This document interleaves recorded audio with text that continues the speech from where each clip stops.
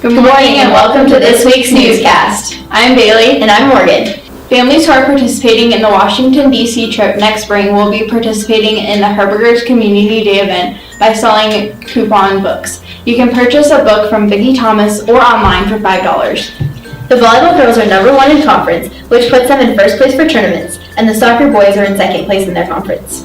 The NCAA tournament will be this Thursday through Saturday in Kalispell, so come support your Falcons. We are still looking for volunteers to help distribute posters early this week. Please contact the advancement office if you can help us. Looking ahead on October 23rd is junior and senior parent meetings at 6:30. This Thursday and Friday, there is no school due to fall tournaments. November 3rd is the end of quarter.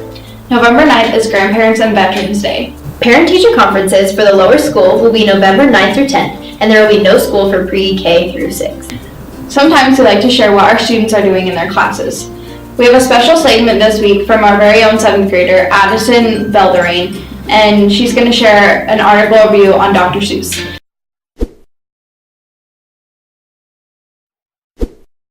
Hello, my name is Addison Ballerina, a 7th grader here at Foothills, and I would like to read my article review of the complex world of Dr. Seuss to you. You've probably read most, all, or quite a few of the books created by Dr. Seuss, or you have at least heard of him. However, do you know what his life outside being a famous author of children's book was like? The article, The Complex World of Dr. Seuss, helps us imagine what the museum, located in Springfield, Massachusetts, is like. The museum is completely dedicated to Theodore Geisel, Dr. Seuss, his books, and also his secrets. Did you know that far before his career as a writer, Theodore Geisel was a political cartoonist during World War II? At first, he was very upset that the USA would not join Europe in the war against Hitler. After the Pearl Harbor attack, his wariness towards the Japanese, even Japanese Americans, led many to believe Theodore Geisel was racist. This information is all revealed in the museum, and some critics think that because of those facts, Dr. Seuss should not be viewed as a role model for children all across America. We as Christians know that no one, not even good people, will be perfect, except for Christ our Savior. This, of course, doesn't mean we should deliberately brush off the sins of people, but we shouldn't base our view of people completely on their flaws. We should show respect and love to everybody, no matter how they treat us, just like Christ did. I think the article and lesson given at the end are both great. I dare say that the moral is something all human beings should work on, especially Christians, in certain circumstances at least.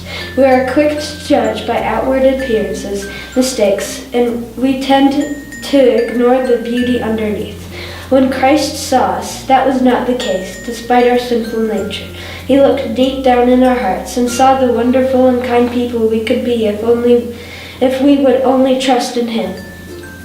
Because He took the time to discover the true us, Jesus knew He loved us all for who we are and died on the cross to save us. We should start to show the same love Jesus showed to everybody we meet. And now to a new segment called Only at Foothills with Michaela, Maddie, and Kaylee.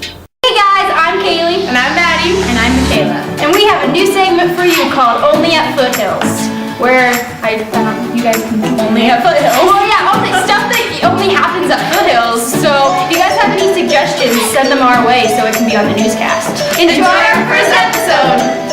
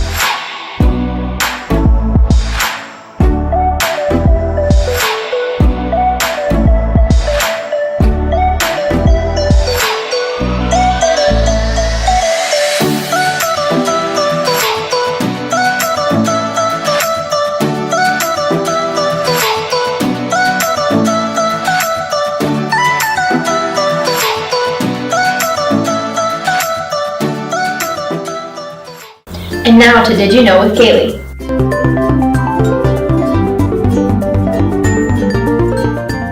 Hey guys, and welcome back to Did You Know? I'm not even gonna say my name because you know me. Okay, where was I? Okay, since it's October, I have some fall-y October facts, as you could say, I guess. So let's just get into it. Okay, first fact is, did you know that a pumpkin? Okay, there was a pumpkin that weighed 1 ton. That's like half an elephant. And do you know how many pumpkin pies you can make out of that? Or like pumpkin seeds? Have you eaten pumpkin seeds? Because they're so good.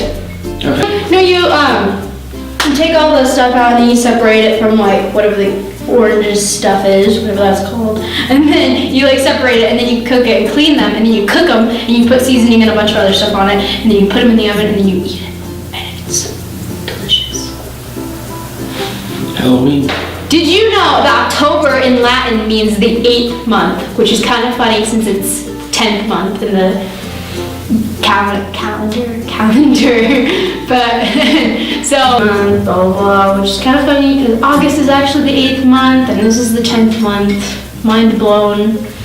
Obviously the Greeks and the Latin people didn't get together and discuss this. Next fact, okay. So back to pumpkins. Did you know the average pumpkin has 500 seeds in it? Which that's only average, so you could have way more than 500 seeds, like that 1 ton pumpkin. Imagine how many seeds is in there. What? Really? Really? Like my last fact for you guys. Did you know that in Germany they have Oktoberfest? And the funny thing is that it's actually in September and not October, because I just thought that was cool. It's interesting, I guess. That's pretty much it, I guess. Alright, that's it for this week, and I'll see you next time. When Did You Know, I guess. Peace out. That's it for this week. I will see you next time.